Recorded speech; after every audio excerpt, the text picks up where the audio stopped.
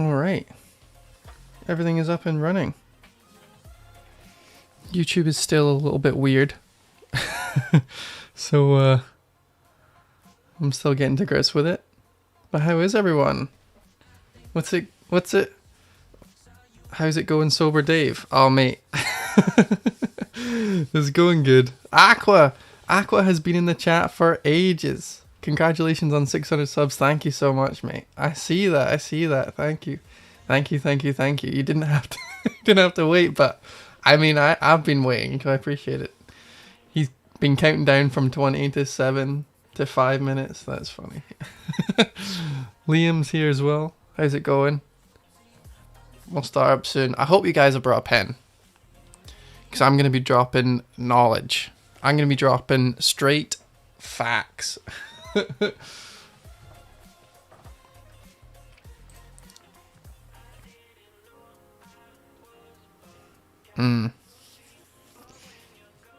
How did everyone's game week go? Ooh, do I need to pee? Might need to pee, guys. Don't think I do. And if I do, I'll just bloody go. Because it's my stream. Literally. I don't know if it's a good move. I've used my wild card for game week 2. Holy shit!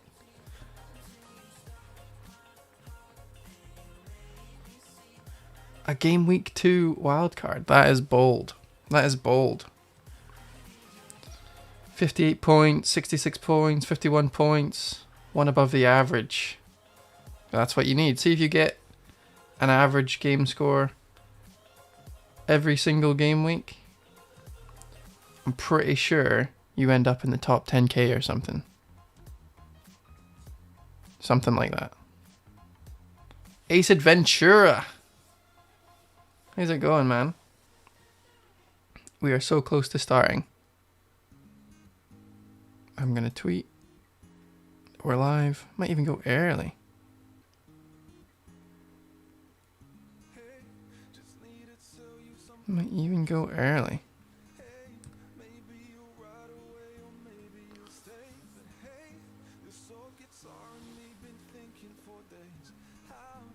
Again, as per usual, if the music is annoying, then just let me know.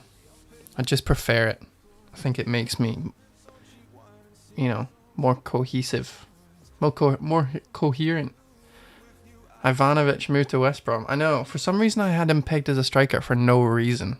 And I know he's a defender. And then in my head I was like, what if he comes in at 5 million, everyone will have him as their striker? I don't understand why he would be 5 million. He must be 5.5. And I was arguing about it, and I was like, wait, he's a fucking defender. Someone was like, what? Who do you think we've signed?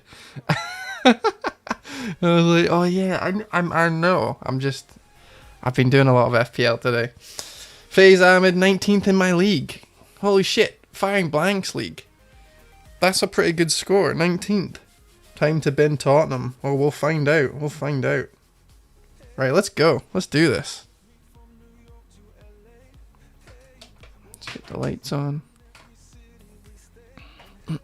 Before we start.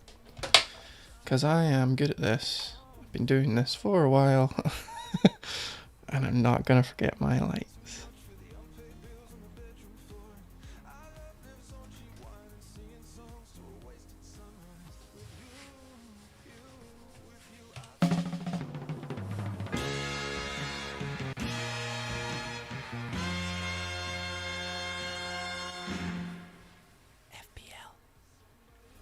What is happening, guys? Welcome to Firing Blank's Game Week 1 review. My name's FPL Dave. There are so many people in the live chat. Thank you everyone who has came to just watch me talk about FPL. It's such a weird thing, but I'm so glad there's so many of you in the chat. Oh my goodness. Hello to everyone. Liam, It's Raw, Aqua, Ace Ventura in the chat, FaZe Ahmed. How's it going, guys? Everyone who's listening in podcast form, I'm going to try my very best to describe the heat maps we'll be looking at. One Rovers are here. Evening, Dave. Hope you're well, mate. I am well. We are going to be looking at why I'm so well. And hopefully you guys did good too. The date is the 15th of September. It's 6 o'clock. So if anything happens past this point, I didn't know about it. I had a decent game week. I had an alright score. I didn't have the best score. Could have done a little bit better. But I feel like this week came down to captaining Salah or not. And thankfully, myself and Holly and James Copeland from the Fantasy Weekly told everyone that we'll be captaining Salah, and for good reason. And he did well, so there we go. I feel like if you didn't captain Salah and you got a decent score, you are well within your rights to be happy about it, because it was a tale of two heads, I think. So yeah, let's have a look at the game week. Also, James is on holiday, if you're wondering where he is. So he's here in spirit. I'm not going to pretend that he's here, because although that is fun, he is actually on holiday as a good reason. So he's here in spirit, and he sends his wishes, his good wishes. He's off shagging in Magaluf or something. I don't know where the fuck he is, but he told me. I wasn't listening. I'm sure he's having a better time than us. So let's not miss him too much. Okay, let's go through the good points of the team. I have Salah captain, obviously. 40 points. Can't go wrong with that. Justin, a cheeky assist, some bonus as well in there. Wasn't expecting to be so happy with Justin, but for a short-term Leicester punt, 4.5 million. It's a pretty good going. Robertson is I guess a Trent differential. Everyone has Trent. I wanted something more. I also heard that a few of my favourite, well, not a few, it's just Magnus Carlsen. Magnus Carlsen went with Trent and Robertson, and I was like, yes, me too. I'm happy with that. Then they conceded 3 goals, but Robertson's on corners from the left-hand side and got an assist for Van Dijk's header, so happy with that. Last thing I'm happy with is that I have Martial on the bench. I'm pleased I don't have to do anything with Manchester United, and I actually think I'm going to try and capitalise on that by making aggressive moves this week that isn't for a Manchester United or a Man City attacker. So we'll go through that later on. The bad points for this week, Bellerin's yellow card's really annoying, but he did really well with his attacking. He was crossing quite a lot. He had a couple of shots as well, could have scored, could have got way more assists. So I'm really happy with Bellerin over Tierney, especially since Tierney did start at centre-back, like we thought he might. Ramsdale was very, very annoying. The fact that I had so much hope, guys. I had a lot of hope because McCarthy, his clean sheet was gone. And I thought, yes, Wolves haven't really been attacking that much since the restart. Their numbers have been dwindling a little bit. And hopefully, Sheffield's defence will keep Ramsdale on point and Ramsdale can keep them out. And conceded two in 7 minutes, so that was fun. It wasn't Ramsdale's fault. If anyone hasn't watched the games, particularly the rubbish ones like Wolves versus Sheffield United, it was a free shot from inside the box for Jimenez, and Ramsdale couldn't have done anything better. And then the header was a free header from a corner, and Ramsdale again, I don't think we could put the onus on him for saving that. So difficult to watch maybe for Ramsdale owners, but you know what? No one kept a clean sheet from the Brighton, Southampton, Bournemouth coup. So yeah, don't worry about that too much.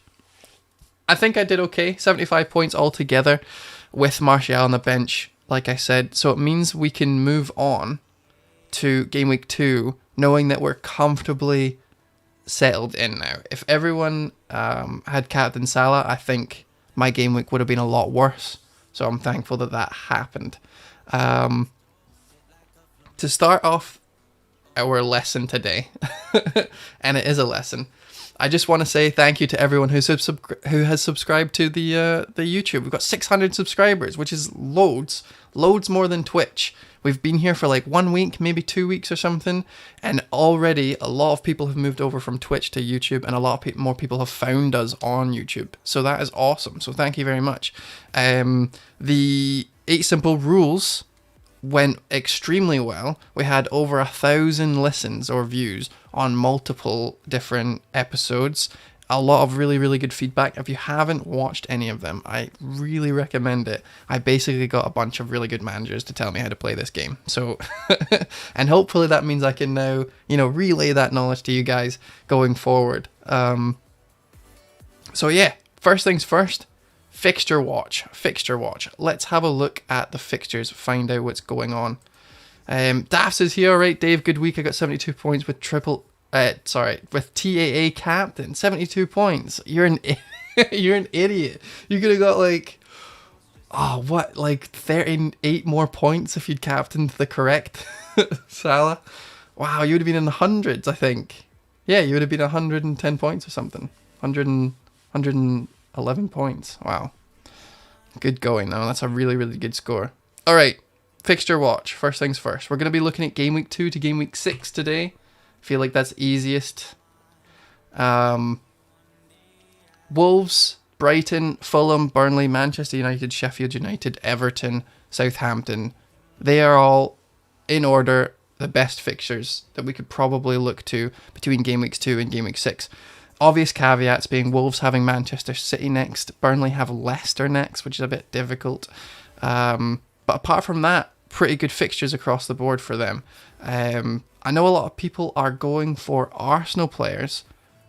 Like Willian had 3 assists. He's obviously what they've been missing this whole time.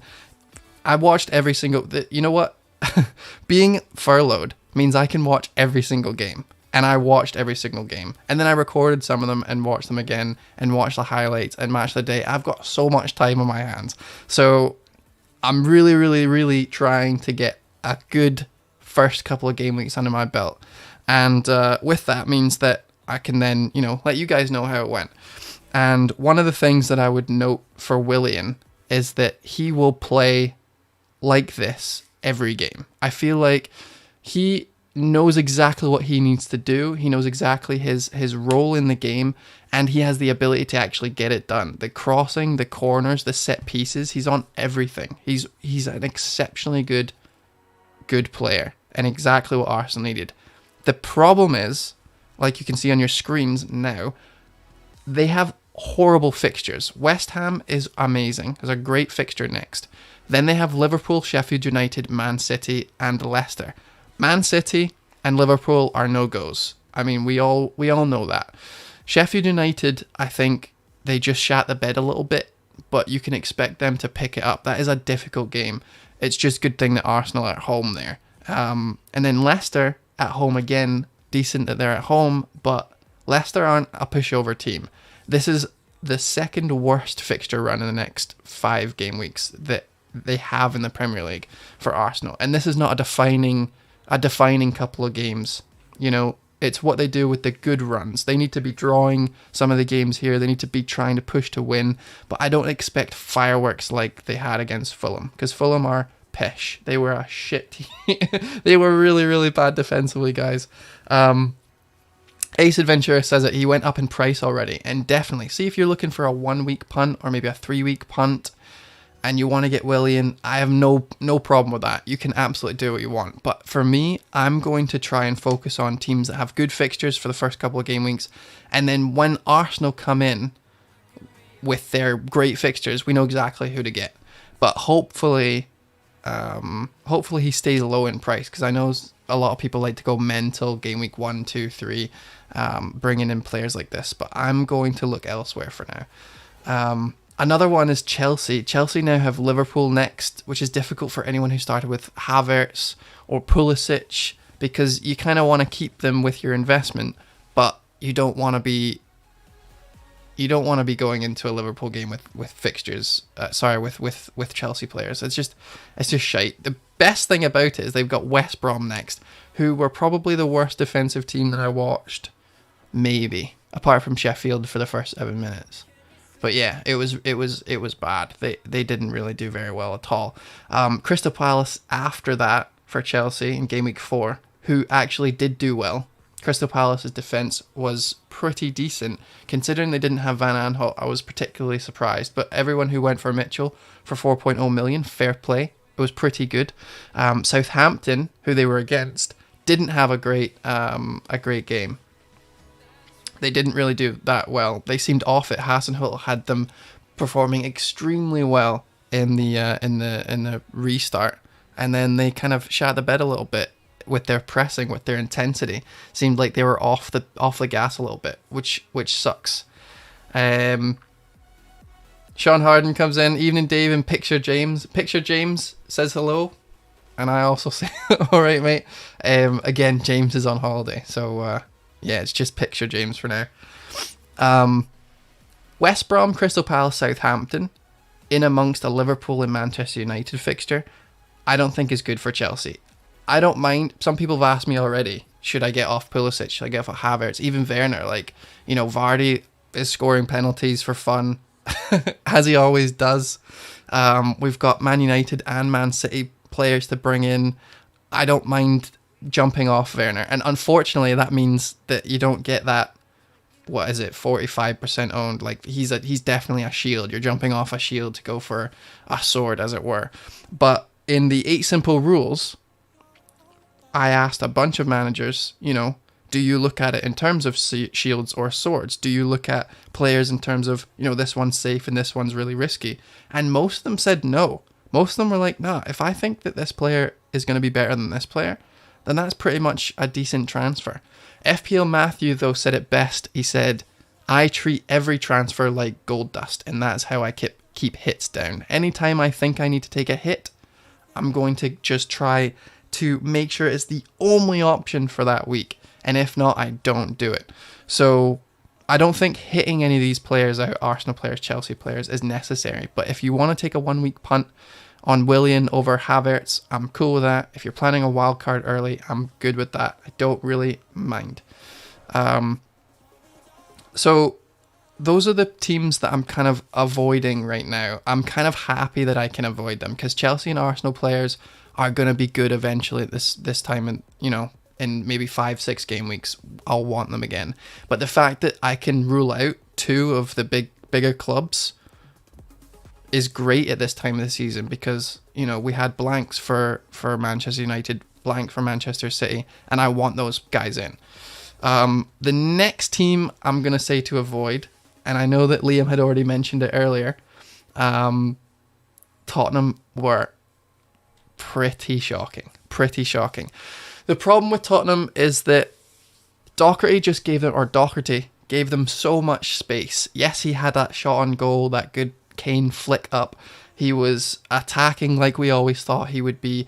But Wolves play with a back 5. Wolves play with that, you know, very structured defence that allows Doherty to do whatever he wants. And Tottenham just didn't seem like they were too bothered about defending at all.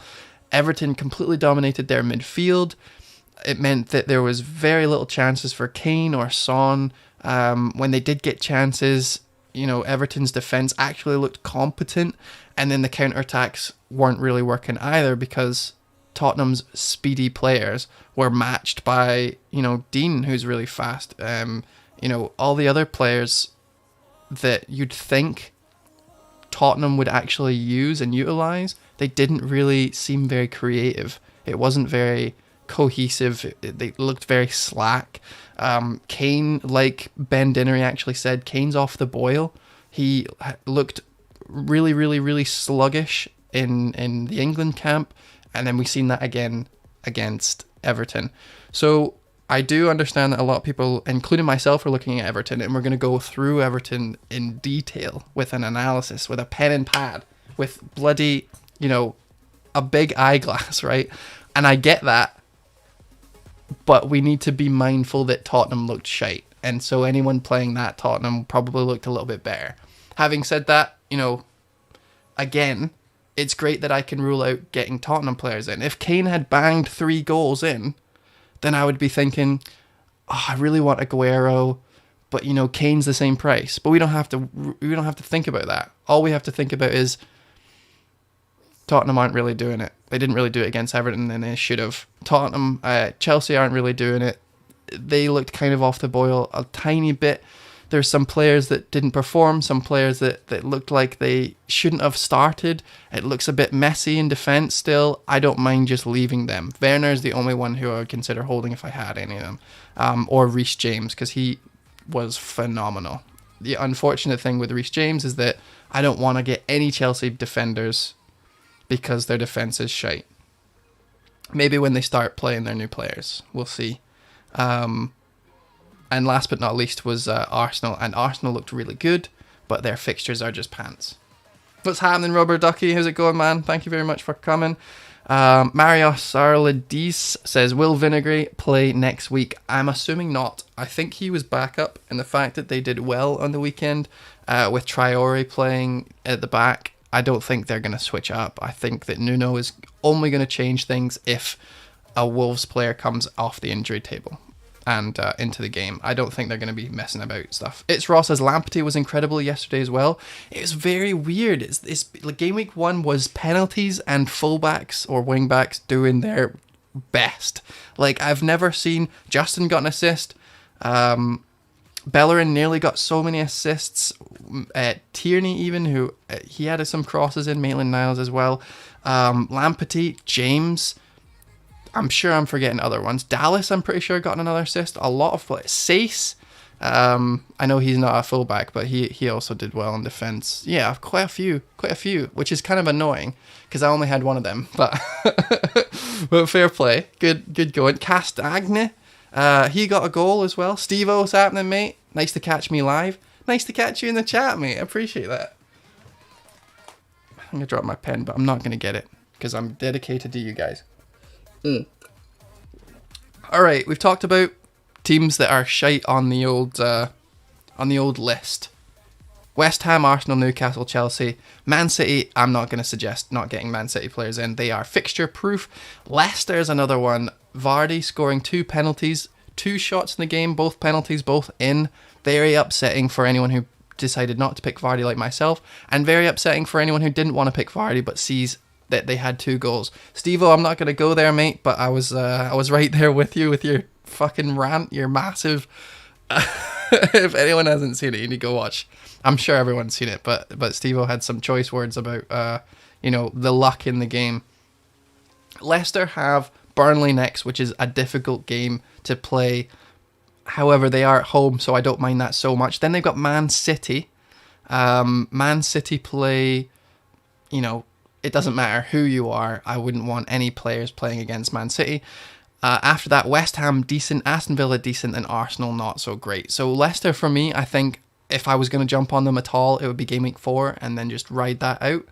I don't mind holding Vardy through the next 2 fixtures, but yeah, I wouldn't jump on them. And it also seemed like they didn't really have that much creativity. And if there wasn't a penalty, then Vardy wouldn't have done anything. You know who did look amazing though?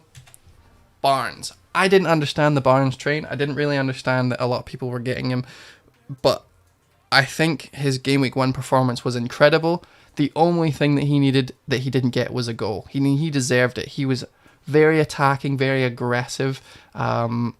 If he can get players inside the box, the way that the gaffer did in game week 1, then he will eventually score. He will eventually come good. His price tag's a little bit high. Just a wee bit too much for me right now, because there's other players that are similarly priced that I think might have a better fixture run, more chances. But again, this is like Willian. We're going to be looking at these players when they come into good, so it's good to have them in our heads. Willian, Barnes, that kind of thing. Werner, maybe Ziyech when that comes. So yeah. Let me have a look at the chat. Is there anyone from these teams in the chat that you have questions about? Anyone thinking, oh, but what about this player? What about this player? Anyone that you're not sure about keeping, holding, let me know. Vizal says, hey, how's it going? Just ditched the Apple event to drop in. I appreciate that, mate. I didn't realize we were competing with Apple. Aqua, Richarlison had a lot of chances, just didn't return. Yes, I'm going to go into Everton next. Thoughts on James Rodriguez for Havertz? I think that is a belter of a transfer. James Rodriguez looked like he was pulling all the strings. I have no problems with Everton's fixtures. They're actually really, really good. Havertz looked like he maybe shouldn't have started, but they didn't have enough choices. They played Ruben Loftus-Cheek, they played Mount, they couldn't play Pulisic, they had to play Havertz. I think he was a bit slow. I think he needs to work on his fitness. I think they all do, to be fair. I know Lampard came out and said that they're really, really behind in their preseason training, and it really showed. But also, you get 3 goals. That bodes well, considering they're not at 100% or their best 11. So Chelsea are definitely going to be in my thoughts. I'm just glad that I don't have to deal with it right now. Sean Harden says DCL or Rich Arlison. I will go through that, mate, in way more detail than you need. So give me some time. Time to get rid of Ali. Yes, I don't like Ali as a pick at all. He's the 3rd player I think I'd want, maybe 4th player I'd want from Tottenham. It goes Kane, then Son, then Doherty, then Ali. I think there's just so many better players, so much more you can do with the money. I don't really like him at all. Have Robbo and Trent Alexander-Arnold, drop 1 for Dean. I feel like because you're in the same boat as me. Robertson and Trent are very much a long-term hold, because yes, they conceded 3 goals, but if they had only conceded 1, then they wouldn't be, I concede 1 goal, I'm like, okay, right, we can deal with that, right? I concede 3 goals to a promoted side, I'm the champion Liverpool, and I have some of the best defenders in the world. I'm going to be fucking raging. I'm going to be raging that we conceded 3 goals. That next training session is going to be about those 3 goals. The next 5 training sessions is going to be about trying to keep those goals from happening. And although Dean looks great and Richarlison was probably looks great and James Rodriguez looks great and all these players, like I wouldn't say trade Salah for I wouldn't trade Salah for Richarlison. I wouldn't trade Salah for DCL. I wouldn't tell you to do that. So I don't want to tell you to do that for the defense either. Especially since Robertson and Trent Alexander-Arnold are so good together as picks. Trent is owned by everyone. That means Robertson is a very, very good differential. And he got the assist, whereas Trent didn't do much. So you can already see that the differentials kind of paid off a little bit. The only problem is that there was a little bit, you could have saved a lot of money and got Sace and done better. But that's only 1 week.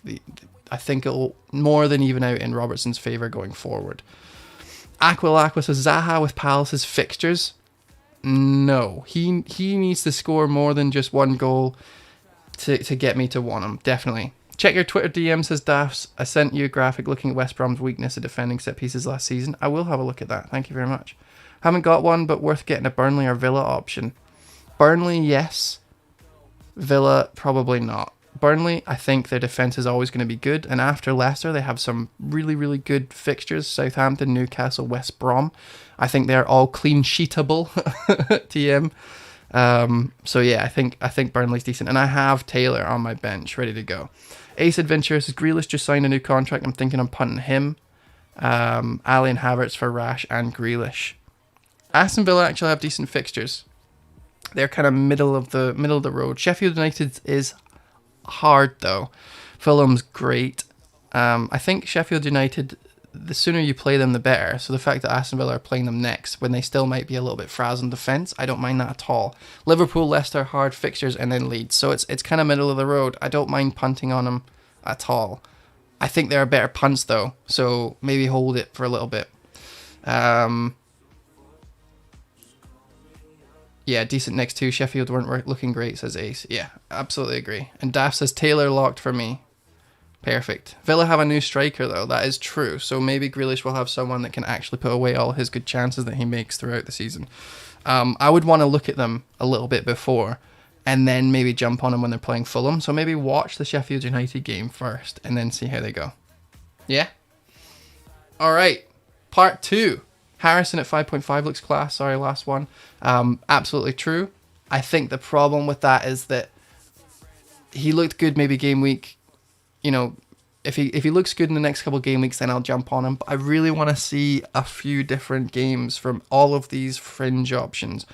Like, what if I go and get someone who's just got an assist there and then he never does it again? Like, I want to see consistency, and 1 game is not good enough for any player who's coming up from the championship for me.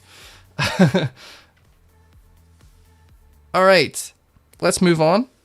I've got Everton next on the old list. So let's have a look at them. So Everton's next. Everton played a brilliant game of football against Spurs. I know everyone's going to be thinking about them, but unfortunately we've got a lot of things to consider, like Man United, Man City. So they might not be on your list of, transfers for this week. However, I'm here to convince you that you should look at them anyway, because I definitely am, and we'll go through it together, okay? So just right off the bat here, this is Tottenham. In front of you guys on the screen is Tottenham's offensive stats for the game. Dominic Calvert-Lewin, 2 shots, 2 on target with 1 goal. 1 key pass, 1 dribble, okay? Compare that with Richarlison, 2 million more than him or something, or 1 million more than him. But 7 shots for Richarlison. Missed quite a lot of them. 1 shot on target. 1 key pass, again, not the best. But 11 dribbles. And he was fouled 6 times. So he had the most dribbles in the game, the most fouls, bringing the most fouls in the game as well, and had the most shots in the game. That is amazing. That is a really, really good. He did everything but score. That is shockingly good. I was very surprised that Richarlison did so well against Spurs. I know that on the left-hand side, Doherty is still kind of finding his feet and therefore left a lot of space, and I'm not disputing that fact, but we know Richarlison has put different numbers, or similar numbers up against different teams in the last couple of seasons. He's definitely going to be raging that he didn't score, and he is someone that I'm actually looking for to bring in for next week. Next week they play West Brom, and West Brom played so poorly. I've actually got some stats we can look at later, but West Brom seem like the type of team that if you are playing against them, if you have someone playing against them, then they might even be captaincy material. If I had Richarlison, I would consider him for the captaincy, simply because of how poorly West Brom played. They played a different defensive setup than they're used to. They're in a new league. It seems like they're just a little bit out of their depth the very first game. And then Everton are a class above. They will boss any midfield with that Allen and Decore double up. Andre Gomez doing a power of work as well. And then that means that they've got James Rodriguez, who came in with 5 key passes, 3 shots of his own. He looked like he really wanted to get on the score sheet as well. Dominic Calvert-Lewin, that massive salmon header. That's what I expected for Mitrovic, not him. So very happy with that. And he said after the game that Big Dunk and him have been working on that side of his game. So expect more from that, especially with James Rodriguez putting in as many passes as he did. Dean is the last one I want to talk about. Let's click on passing. Okay, let's go through there. 7 crosses from Dean, right in front of you on the screen there. 2 accurate crosses, 7 crosses altogether, 63 passes. He was very lively during the game, and we've seen him put up very similar numbers in the past, but it's the fact that he doesn't play as a wing back. It's a 4 at the back that Everton play, and that's really something special, the fact that he can get these numbers and that much consistency with 4 at the back, because he's competing with the likes of James, he's competing with the likes of Maitland-Niles or Bellerin. Those are the players around the same price. Doherty even, maybe even Robertson for $1 million more, and he's still very, very consistent. So I like him as a pick, especially with the fixtures going up. Now let's just remind ourselves what the fixtures are. Fixtures for Richarlison and his friends are West Brom, Crystal Palace away, Brighton at home, Derby, Liverpool, Gameweek 5, and then Southampton, Gameweek 6. Now, this fixture tracker that we're looking at right now on your screens puts a lot of onus on Southampton being a difficult game. However, on the season ticker for Fantasy Football Scout, which I can't show you, has Everton at the top. They have Everton at the top for their overall season ticker from Gameweek 2 till 6. I've also got a Hub membership, and Hub also have Everton very high, just 3rd under Wolves and Man United. So all the websites kind of point to Everton having really good fixtures. So I can't see a reason not to bring them in now. I was maybe thinking about waiting till after Liverpool, but I don't think we need to. If you don't have a Man United team player or a Man City player, then I can understand why you would be wanting to get them in first. But if you're planning on doing what I'm doing, which is a wildcard game week 3, and we'll go through that in a little bit more detail later, then I can't see a reason not to punt on a Richarlison transfer or a DCL transfer, especially if you've got Mitrovic or maybe Ings didn't play very well. So yeah, that's what we're looking at right now. Next, I just want to point out that Richarlison had 80 touches. 80 touches. That's crazy. That's actually more than every other person. 22, 75, 48, 67. That's better than every single person in the team. He had the most touches. That means he is going to be involved in almost everything. Second thing I want to note is Dean's heat map is very, very good looking. He was extremely attacking, and we probably can expect that more. And I love the fact that he did it against Tottenham. Jose Mourinho's Tottenham, no less. So yeah, Everton look good. And the stats say they look good. So I am probably, if we go back to my team, if we go to transfers, I am probably doing Ings to Richarlison for game week 2. And I'll give you a couple of reasons why Ings is the one to go. First of all, gives me enough money. Second of all, I'm probably going to be wildcarding early, like I said, so I can go to Richarlison, and if it doesn't work out, or I decide against it, or I want Ings back, I can do some more shuffling. The third reason is I can't get DCL from Mitrovic. I just don't have enough money. And I don't want to lose Robertson to Dean, because I think Liverpool is a long-term hold, like I said. So Richarlison is the option. I actually also can't afford James Rodriguez, because I would need to drop Aubameyang or Salah, and it's just not happening. So yeah, for me, for my team, I think Richarlison is a great punt. If you have Ali or Kai Havertz or someone, or Son even, and you want to jump on James Rodriguez, absolutely go ahead.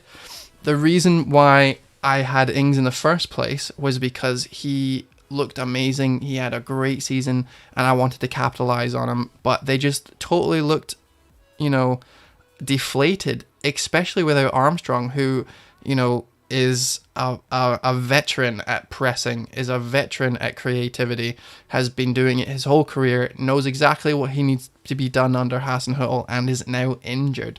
And that sucks. I actually don't know how long he's injured for. I'm going to go on to Ben Dinnery's website, and let's just find out exactly how long he's injured for.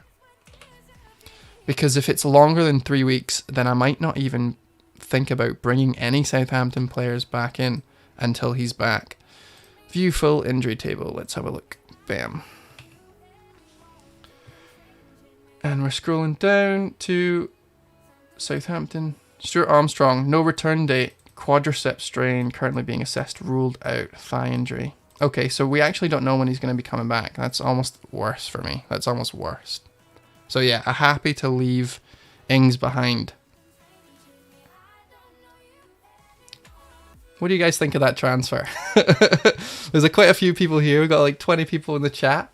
Again, thank you so much for listening, for being here. I really appreciate it.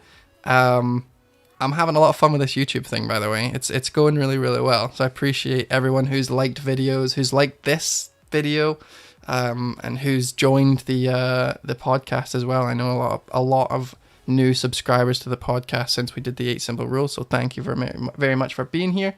Ace Adventura says spicy transfer.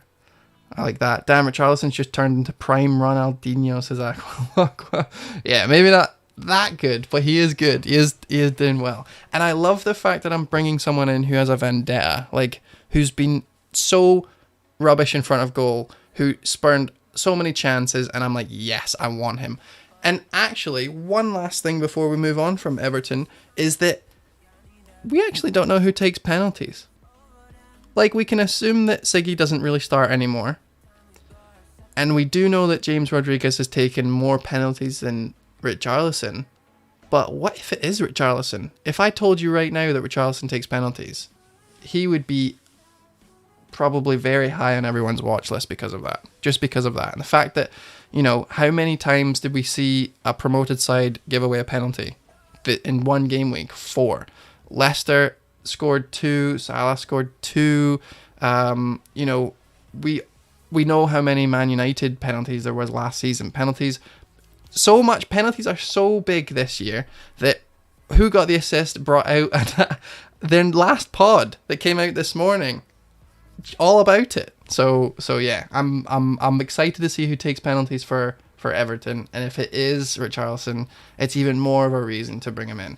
Vizal says wild transfer. Richarlison is this season's Deulofeu, by the way. I know. He moved from midfield to striker position. I didn't rate him last season, but with a new midfield behind him, he is looking good, and I'm absolutely okay with holding my hands up and saying that. Yeah, I was wrong. Richarlison looks tight. Liam says, I'm thinking of bringing in Martial and Rodriguez for Ali and Ings. Worth it, Dave? Yes, I like that. Martial is great. Rodriguez looks good. Ali's rubbish. And Ings is off the boil, like I said. Aquilacqua says, best 4.5 goalkeeper option. There's like 5 to 6 options. The best option for goalkeeper is whoever you have. Not even joking. There's no point don't waste a transfer.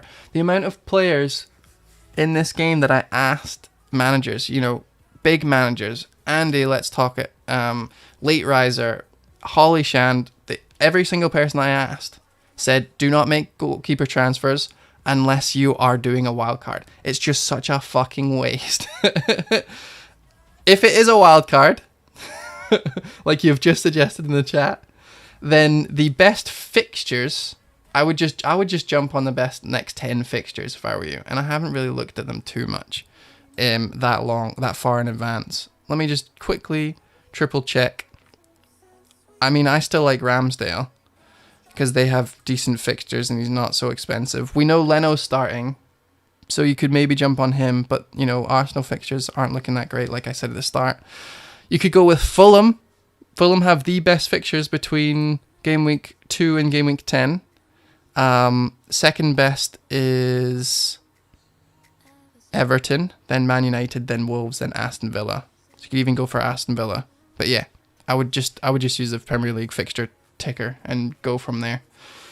What do you think of Havertz and Antonio to Foden and Martial? I have Souček to cover the fixtures that Foden doesn't start. I love the upside of when he does start. I like Foden. I like Foden's price. I like everything about him. I think he's a great pick. I wouldn't say no to that transfer, especially if you have Souček there, who played okay. Not the best. West Ham looked kind of shite, and they've got bad fixtures, but, it's good enough. JJ Lang says Fulham have a bad defence. Yes, 100%. They have a bad defence. I don't really care about, if you're going for cheap as fuck goalkeepers, then you can't expect clean sheets a lot. In which case, if you are, then McCarthy, Ryan, the same rigmarole. But if you want to go different and you want to just look at save point, I don't know. I would go with whoever you have because it's easier. If you're on wild card, maybe consider Wolves or Southampton again. Decent. Sheffield United have Aston Villa, Leeds, Arsenal, Fulham. I think at least 3 clean sheets there is not difficult to predict. Maybe the Leeds will be a difficult game, but they could probably keep a clean sheet against Aston Villa and Fulham, depending on how good this new Aston Villa striker is, isn't it? What should I do with Son? Says JJ. Oofed. Son is a hard one. I think reinvesting in Rashford or Bruno is a good idea. Downgrading where you need to. Just use his money because Spurs looked shocking. Spurs looked really bad. All right, next team I want to have a look at is Wolves. Wolves are next on my list of great teams with good fixtures. We were all kind of sleeping on Wolves because of their rubbish Game Week 1 and Game Week 2 fixtures, or as we thought, rubbish Game Week 1 and Game Week 2 fixtures. Sheffield United kind of shat the bed a little bit. Wolves looked good against them. They have Man City next, which we know they have been good against in the past, But at the very least, you should be having a Wolves transfer for Game Week 3, maybe even 2. Jimenez was his same old self, but a little bit better than his same old self. In the restart, he was regularly doing 1 shot, 1 goal, or 2 shots, no goals, 1 shot, a goal, but it shouldn't have been a goal, or maybe a VAR shout or whatever, right? It was trickling. It was trickling is my point. During the last game, let's have a look at it. I've got the stats right up in front of you, right? Jimenez, 5 shots, 2 on target. That is great for him. He took his goal extremely well. He hit the bar. Some people don't remember that from Game Week 1. He actually hit the bar as well. Should have had 2. What's happening, Penguin? Appreciate you coming in. So yeah, that was really, really good. Podence at 5.5 million. Daffs has even pointed it out. He looks incredible as well. If he can stay on the starting 11, I really think he is a great asset. Much, much, much better than Souček or St. Maximum or any other 5.5 option. Wolves have, after Man City, West Ham, Fulham, Leeds, Newcastle, Crystal Palace, Leicester and Southampton. Those are some tasty fixture runs, people. Podence should start. Daffs is again said it. Nuno's favourite is Podence. I think that Podence, his first game, he got an assist, a great pass, great couple of crosses. He played well enough to stay in for Game Week 2. Man City is a hard one to play, and I think that it doesn't matter what he does against City, it's going to be difficult to drop him if he has a poor performance against one of the best teams in the league. I would say that I'm not going to bring him in until I can see Game Week 3, you know, what's happening there. But at 5.5 for a punt for your 11th man, I have no problem with Podence at all. I think he's really, really good. It's a shame that Traore is playing wing back, because if he wasn't, I would be so down to bring him in as well. 7 dribbles, 3 shots as well. He wasn't just sitting back. 3 shots at left back. Amazing. I know he then moved when there was some rotation in the field after substitutions. He actually moved up the pitch a little bit, which is important to note. He's very versatile on that side. I think he's so good. I think he's so good. He's such an asset. He's going to get so many penalties. And if their defense comes back and they have their main 4 at the back, then I can't see Traore not starting every game on that wing. So, yeah, I think it would be him instead of Pedro Neto. It'll be Jimenez in the middle and Podence on the left. That's what I'm hoping for. Sace seemed to be a pretty good shot taker himself, playing at striker some points in the game. I have no idea how that happened. Should have scored 3 goals. Let's be honest with you. He should have been way more goals than he had. 3 shots, 2 on target, and a wee header in there, and a clean sheet. I think if you're going to go for a defender, I think he has shown his quality for set pieces. It wasn't a one-off because he did it again in the same game. That's crazy. That's crazy numbers. So I like him a lot. Keeper's a bit too expensive. I think Sace is a bargain. Let's look at their expected goals really quickly, because it's something that I haven't quite got my head around yet, is the expected goals. But they did really, really well, and they didn't overperform. I think they should be scoring around 2 goals a game. And if you actually look at it, they got 1.6 XG for that game. And that was without their preferred attacking force, with Traore playing wing back instead.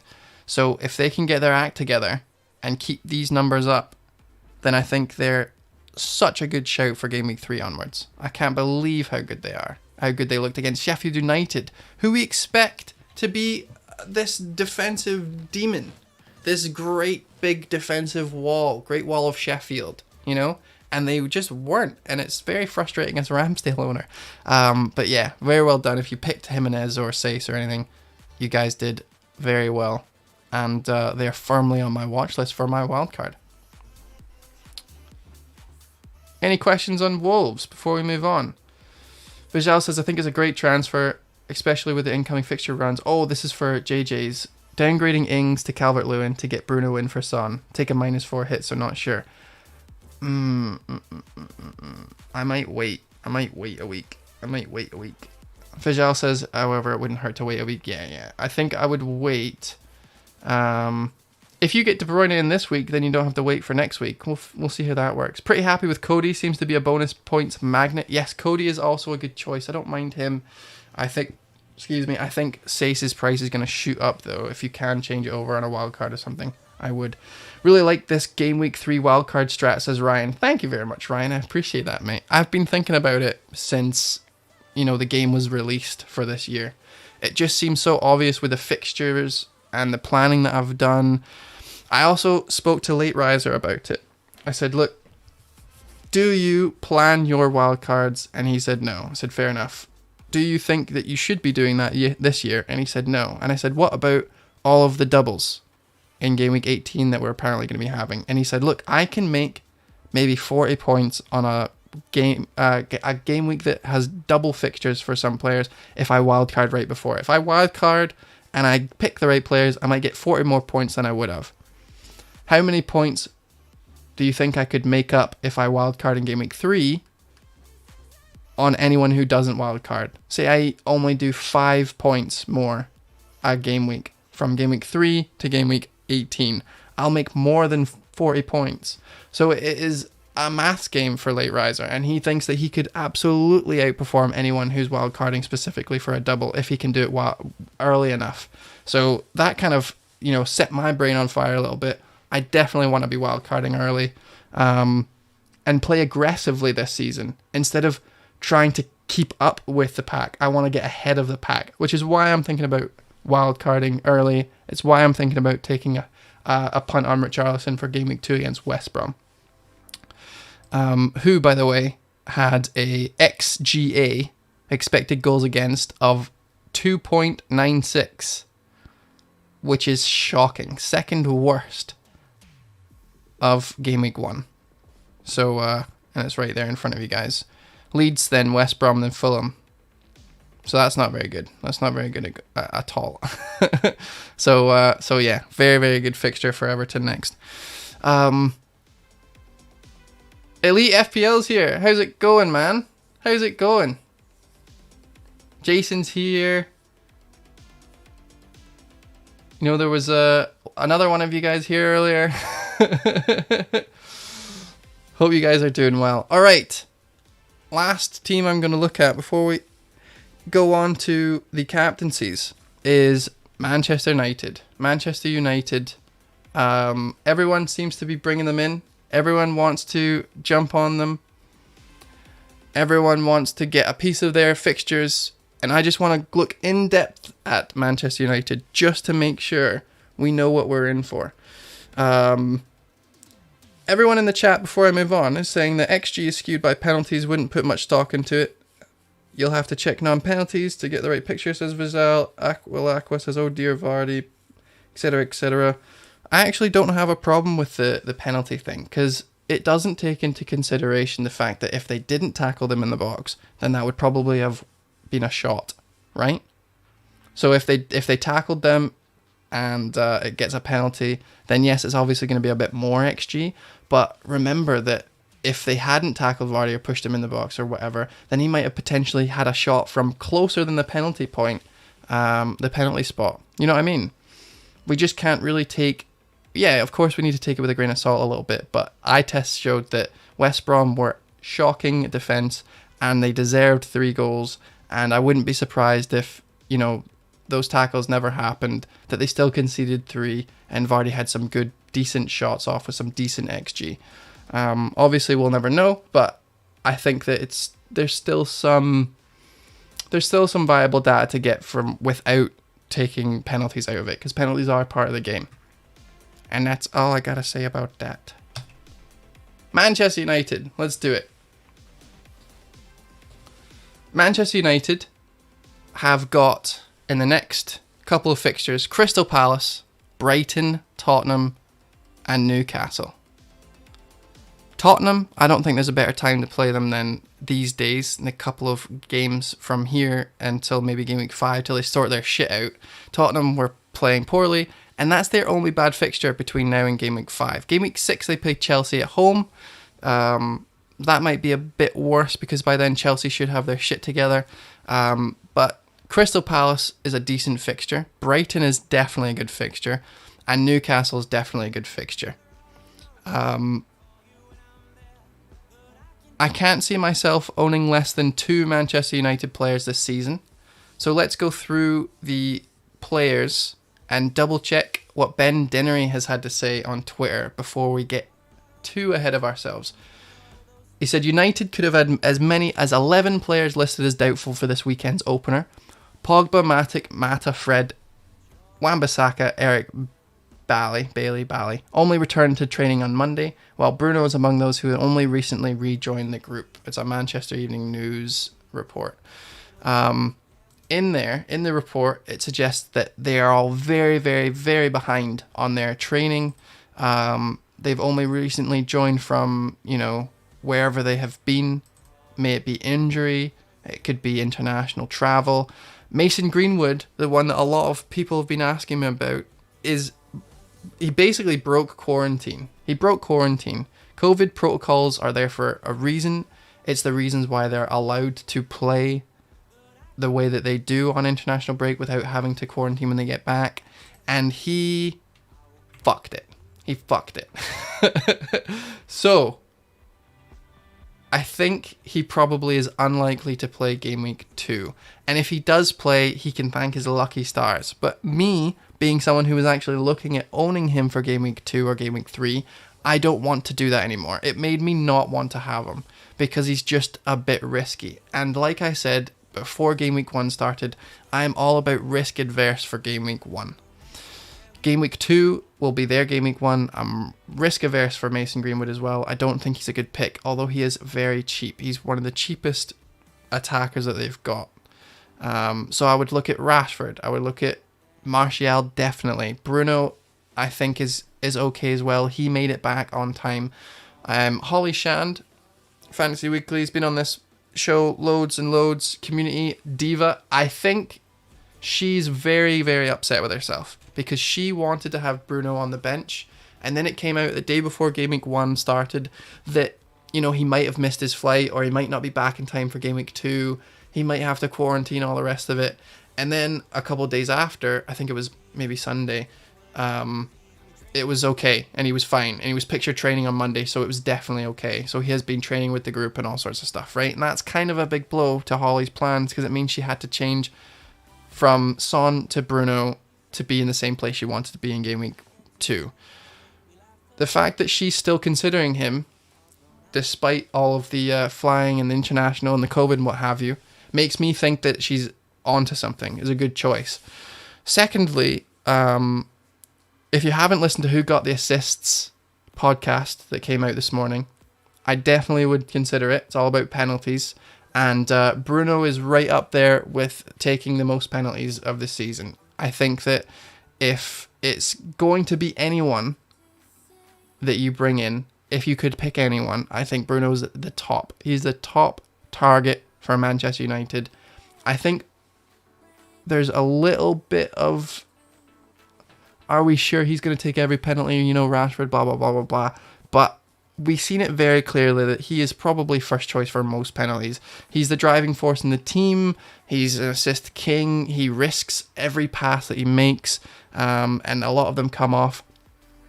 I'm thinking very strongly of bringing in Bruno on my wild card alongside Kevin De Bruyne and Salah. So yeah, that's where my head's at right now. I have Martial in my team already, so I don't really need to worry about it too much.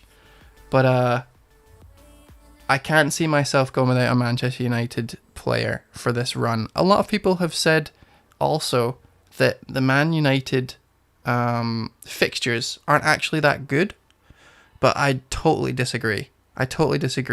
Crystal Palace is a great fixture. They didn't really look like they were much attacking threat. They had some good numbers. They threw up some good defence despite Van Aanholt being about. But, they weren't playing against Bruno and Pogba and Rashford and Greenwood and really, really, really good players.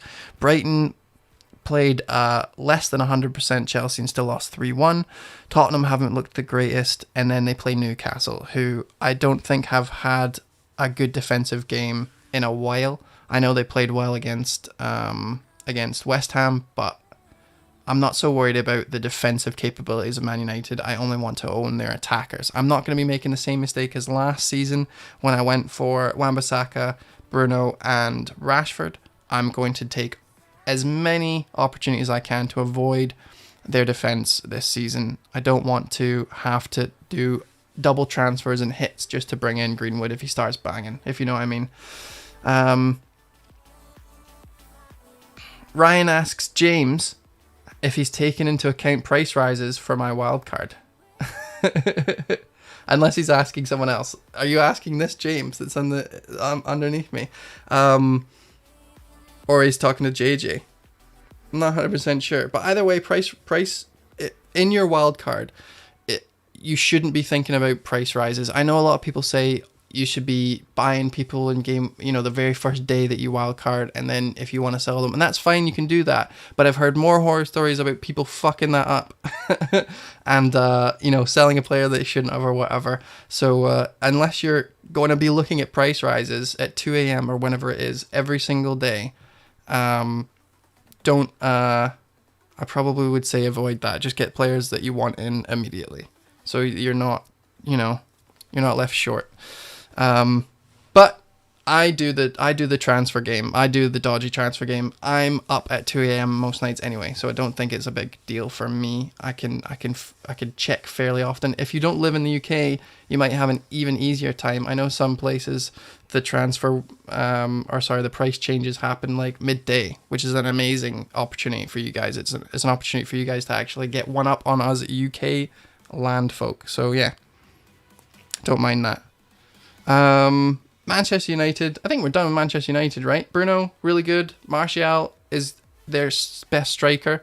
They're going to be playing him a lot. The reason why I like Martial over Rashford or, Greenwood is because Martial is going to be fed by all these great players, and his position is not up for grabs. Like, he is their go-to man up there. He should start every game, and if he gets injured, there are a plethora of great options at that price. I would be thinking about Aguero. I would be thinking about even downgrading Martial for Rashford, and changing him for a Rashford upgrade in midfield. But until that day comes, I think I want Martial. And just to make it an even bigger incentive for you guys, Joe from FF Scout started with him for Gameweek 1, and so did Late Riser. So I'm not alone in that thinking. Last thing before we finish the stream, captaincy options. Captaincy options I took for granted last season. Let's be honest. It was kind of a last minute thing, and I really want to give them a good mind this season. So every stream, every review, every preview, whatever you want to call it, I'm going to look at them in depth and not just at the very end of the stream like I'm doing today. The only reason I'm doing it at the very end of the stream is because it's Aubameyang. It's going to be Aubameyang. And I don't mind if you want to punt on Liverpool because Chelsea's defence haven't been the greatest. Like I said, if you have Richarlison and you want to take an even bigger leap of faith, then absolutely go for it. But on the screen right now, Everton versus West Brom, great fixture. Manchester United playing Crystal Palace is not the best fixture. It's decent, but not the best. I think there are better captaincy options. Arsenal versus West Ham. West Ham just looked abhorrent in defence and midfield, in fact. And I think Arsenal are too good for them. Southampton Spurs, not captaincy options. Newcastle Brighton, no captaincy options. Chelsea versus Liverpool. I think Liverpool, you could probably captain Salah.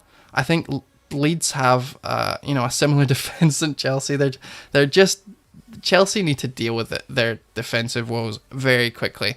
I remember talking to FPL Tips, shout out if you're listening, my man, saying that he would take Thiago Silva in defence by himself over any other pairing that you can think of that are currently at Chelsea. And that says a lot about a fan, a season ticket holder for Chelsea to say that.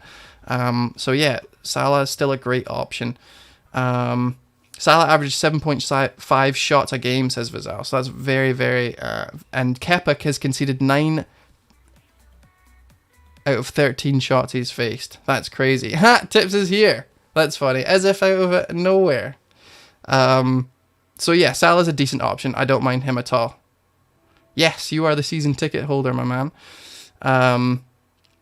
So I think my second choice would be Salah. Let's keep going down the list. Aston Villa versus Sheffield United, not the best. No captaincy options there. I'm not going to be captaining fucking Ramsdale. And then Wolves versus Man City. That, I think, is going to be quite a closed game. I think both managers are aware of the little rivalry that they had last season. Wolves getting the better of them. I think Man City's first game of the season, they're going to be going out swinging. They've got so much to prove this season. I think Guardiola is going to be having aimed for this match for quite some time. And they have had ample time to train for it, whereas Wolves had to play against Sheffield United. So that is a game I think I'm going to want to avoid, actually, to tell you the truth. To tell you the truth, it's a really easy one this game week. Arsenal versus West Ham is a no-brainer. So I'm going to be keeping the captaincy on Aubameyang. I don't think I can change it to anywhere else. Bam. Alba rarely blanks against teams from the bottom 5-6. There you go. That's good enough for me. And if you want another incentive, I'm going to keep going back to the 8 simple rules. I'm actually going to rewrite them because I think it would be good to have them and to always go through them. Because if we're going to be consistent managers, we need consistent rules to follow. And I want to rewrite them so that they more match what I've learned after the 8 simple rules series. And one of the things was simple captain choices. Now, even speaking to Late Riser, he said that it was a misconception and not many people think that he is a consistently captain the best player manager, but he is. He only takes outliers every now and again, and sometimes they pay off and sometimes they don't. But by and large, he picks, before he looks at polls, before he looks at anything, he goes and he looks at the fixtures and he thinks to himself, who would I like to captain? And he doesn't even mind taking a hit to bring in a captainable option. That's when he would like to take hits. So say if he didn't have Aubameyang for this game week, I think he would probably transfer him in. Do you know what I mean? That's what we're looking for. So let's not look at polls. Let's not look at anything. We'll just look at the fixtures and we'll think who is the worst defensively coming up against the best offense.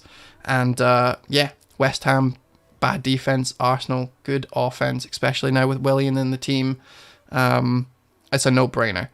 In future weeks, it might not be this easy, but we're not going to be looking at polls this season. We're going to be just looking at the fixtures and really looking to see who we think we can capitalize. It's why Salah, for me, was such a no-brainer. Because yes, Arsenal were playing a poor side, but Fulham, we were thinking we're going to probably shut up shop a little bit. They were going to try and defend a little bit. And although they conceded 3 goals, Leeds were definitely not going to be shutting up shop. They were going to be attacking and trying to press and leaving gaps. Exactly what we wanted for our captain. And that's what we're going to be looking like. So yeah, that's the end of the stream. Unless there are questions for the end. Thank you very much everyone for watching. We've got, over 20 viewers most of this time. That's really, really positive.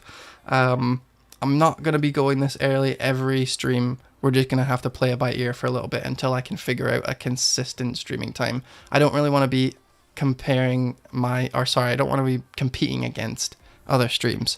But yeah, let me know if you guys have any questions before I go. Or any conundrums, any transfer issues. But if not, I will see you guys next time. I'm going to be bringing out an article that kind of summarizes what we spoke about today, and that'll be on Reddit at some point this week. I'm also going to be bringing out another video. I don't really know what it's going to be on yet, but I'm going to try and be consistent with the YouTube video uploads maybe every Thursday.